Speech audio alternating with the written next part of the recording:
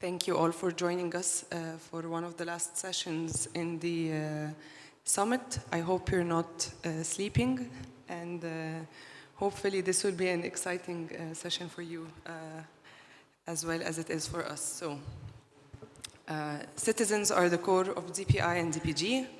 The involvement of citizens and diverse society groups is becoming even more crucial now than ever. With countries accelerating their digital transformation journey, it is key to find and develop mechanisms to enhance citizen participation and engagement. Whether we do it digitally or beyond the digital realm, this remains a big question. In DTC Egypt, GIZ, we believe that not only one stakeholder can drive this success alone, we need to cooperate and co-create together, beyond countries and borders and beyond stakeholders. We are happy today to have a wide array of experts with us from the different stakeholders, and please help me welcome them. I have Mr. Shahrayar Jawaid. He is the Senior ICT Specialist in the Islamic Development Bank.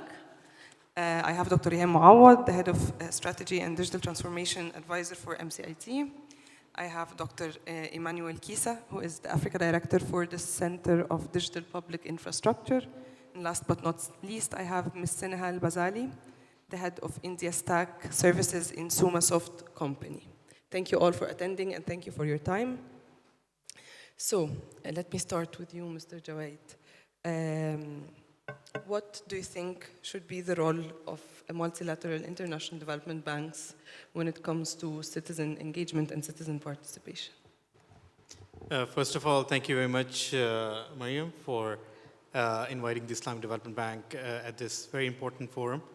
And equally important question that you have raised about this, the theme of this panel. Traditionally, the bank has been, of course, the Islamic Development Bank have been engaged in the ICT and digital development sector. But I guess as we have evolved over the years and realized the importance of not only technology, but keeping people at the heart of any technological change or digital transformation is key at the heart in order to make sure that whatever digital transformation that we plan to have is actually adopted, practiced, and we make the best use of those systems that we would like to have. And as for this, we believe there are a number of areas where multilateral development banks can play an important role in order to make sure that participation from the end users are taken into account when designing or developing or implementing new solutions which are to improve the digital public service delivery or enhance any public service delivery that involves technology or any traditional approach. The idea of having this engagement, if we look back 30 years ago, could have been difficult to have participation from the local public, and that's why they had their representations in the governments. But now, with use of social media, with use of digital platforms, it has been very, very easy to reach out to public and take their opinion. And we have several examples from Estonia, how they have encouraged participation from public in order to design any policy, new policy that could be implemented in our country. We have seen other examples in other first world countries as well. And similarly, what we believe as multilateral development banks, when we engage in policy dialogue, when we are encouraging or providing technical assistance to member states, governments, when they are adopting a new policy that would encourage private sector investments, foreign investments into any sector that is digital or non-digital, but then we can help them to include this element of not only capacity building on the institutional side, but on the end user side, even the policy makers and also the end users, and encourage their participation so that they are well aware of new policies coming in. The secondly, which is also an important part, is when we hear the term leaving no one behind. And this term is only possible when we make sure we not only are providing the services, but those services are made sure that they are going to be used. So connectivity, the definition of connectivity has been enhanced into meaningful connectivity, where we are providing digital-enabled services, and e-government is one of them. So if awareness is part of the overall package, where awareness is not only at the end of a solution, but at the beginning, so that you take input while you're designing your new policies and solutions that you're going to. Basically, the idea is to better serve our citizens. So these are some of the key areas that all multilateral banks, when financing or considering policy financing, project financing, program financing, when they're doing, and they engage in sort of collaborative, consultative workshops when trying to implement or design a new initiative. So Islamic Development Bank has been doing it very recently with their new digital inclusion operational strategy, where we are providing technical assistance in smart policy regulations. We are providing assistance in terms of financing for digital connectivity. We are providing digital skills capacity building programs. So all these are basically somehow we are encouraging embedded within our policy and strategy that we should have some sort of engagement from not only the government side, but also from NGOs, from public, and the end users as well.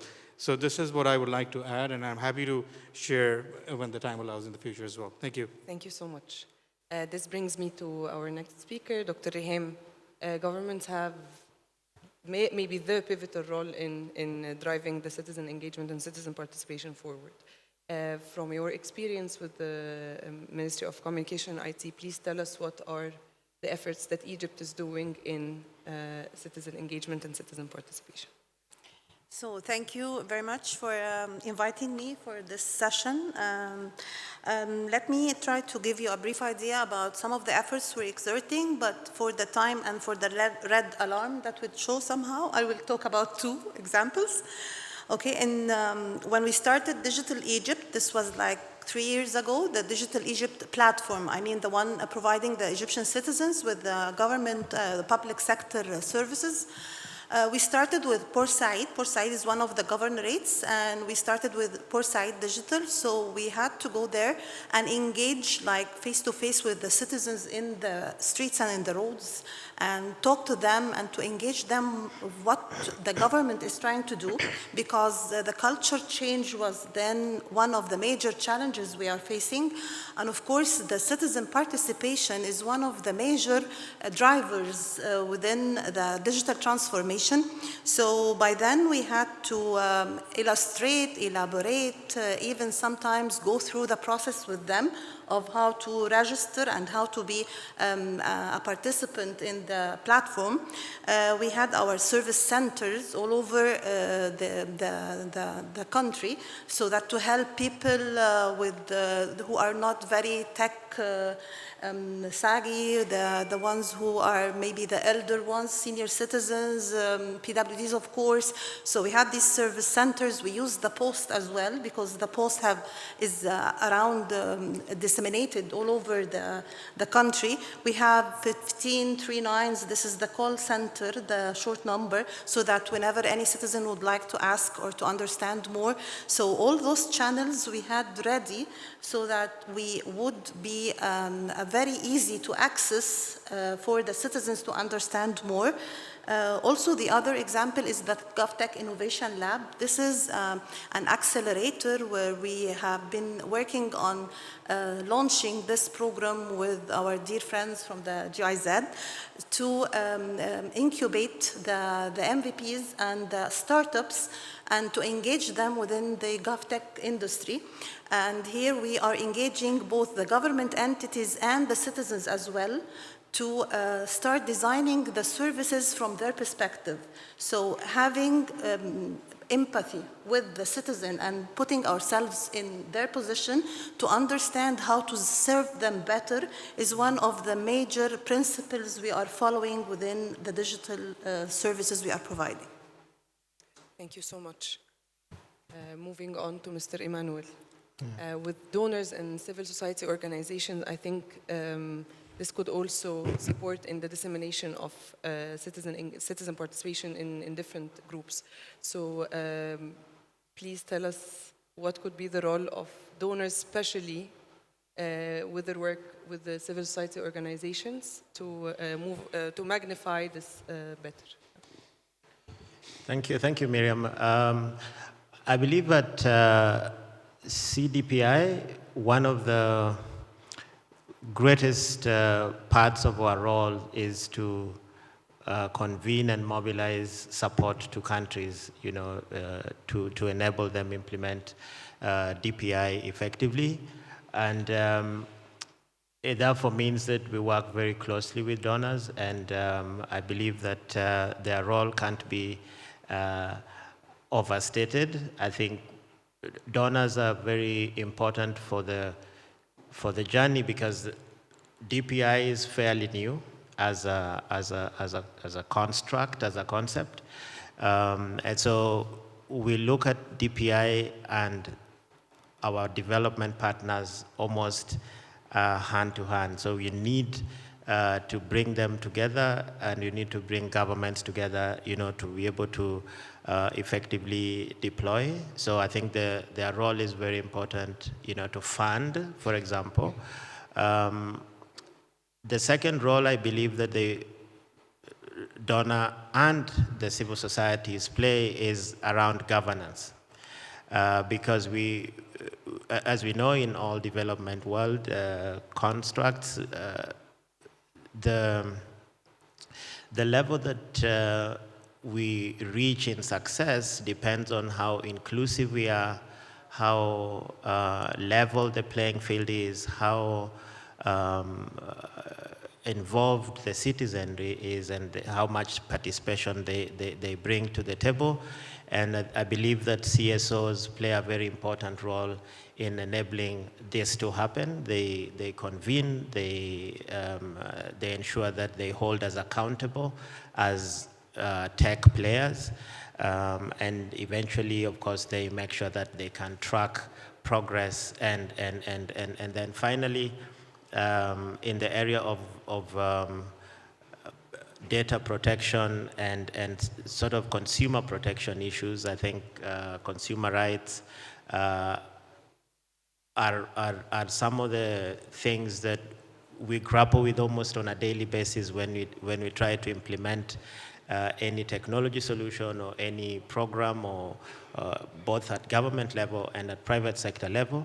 And I think CSOs are important in enabling citizen awareness, but also holding implementing partners accountable. So thank you. Thank you so much. You mentioned the private sector, and this brings us to Sinhal. Yeah. Ms. Sinhal, what do you think? This cannot all happen without the solutions of the private sector. So the role of the private sector is also as crucial as everyone else. So please tell us from your experience, how can this be driven forward with the private sector as a part of this discussion? Yeah. So thanks, Mariam, for giving me this opportunity for sharing our thoughts or our experiences with the citizens and with the governments or the regulators for implementing DPI. So yes, citizens are, DPI is for citizens. So citizens have to be involved in the DPI implementation phase since the beginning of it, since the planning of any particular use case. So for example, we have developed many DPIs and DPGs in India, and I would like to tell you with the example our experiences in the as a private sector.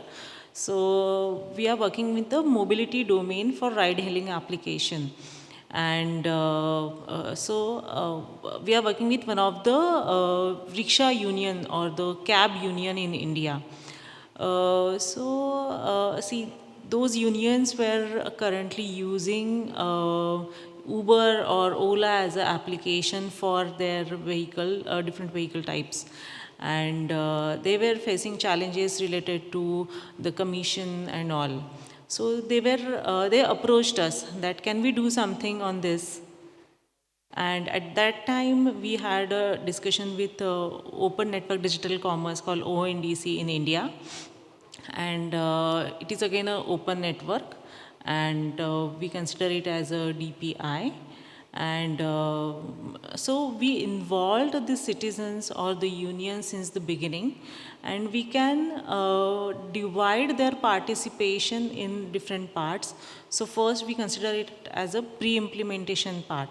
So pre-implementation means we included them in the discussion for defining the different business flows or the feature list and the policy part. So policy in the sense, for example, in India, we have different transport policies for different states or for different vehicle types as well. So they had a concern that what should we do because for the auto rickshaw unions, there was a policy. There is a policy in which if any aggregator of or if any application accepts money on the application, that particular driver has to or the vehicle has to have a aggregator license. So it was not possible for all the vehicles because of the cost concern. So we had some work around, and with the help of regulators and governments, we tweaked that policy. And now this particular application is live in many cities in India. And so that was the policy part. And on the technical side, yes, as I mentioned about the business flows and the security part of the technical part, because see, whenever the applications or the DPI will be used by the citizens, so they know what business they are into, and at the same time what can be the security breaches. It can be from the payment side or it can be from the data side. So we have to involve them from the beginning. And the last one is on the operational part. So operational part in the sense, there are transaction or the rating related operational part, or in case of mobility domain, it can be the emergency or the call center for the grievance management or for the reconciliation part. So this comes under operational part. So we have to understand their business before implementation of any DPI. Next one is on the post-implementation part. So post-implementation is standardizing the flows or the feature list and get it reviewed from the government or the regulator. And based on that, there will be actual development of that application with the UI, with proper UI. So the overall UI and the application will be tested again by citizens, so that it will be actual user acceptance testing apart from the testing by any development team or the technology service provider. And besides that, there is a third component which is on the ongoing engagement, because there can be modifications into existing applications or existing requirements of those citizens. It will be a continuous engagement and the awareness of the DPI, because whenever we start any DPI, only 10 to 20% of the citizens will start by using it. But whenever there is a awareness, what is the benefit of that, how citizens can use that. So after that, to grow that or to scale that particular DPI, the ongoing engagement with the citizens is very important. Thank you so much. I would like to thank you, our dear panelists. I think this requires input from both sides, so not only panels, but also the participants. For the next half an hour, we will be dividing ourselves into 3 breakout sessions. I asked the lovely moderators to reveal themselves. The 3 lovely ladies right there. Mahinur will be responsible for discussing the part on policy making. And Minna would be discussing digital literacy as a way of supporting more citizen engagement. and Farah would be discussing country engagements and best practices. So please join them in their tables, and I wish you all a fruitful discussion, and then by the end of the session we would reconvene to listen to what you guys have said. Thank you so much, and enjoy the breakout sessions. Thank you.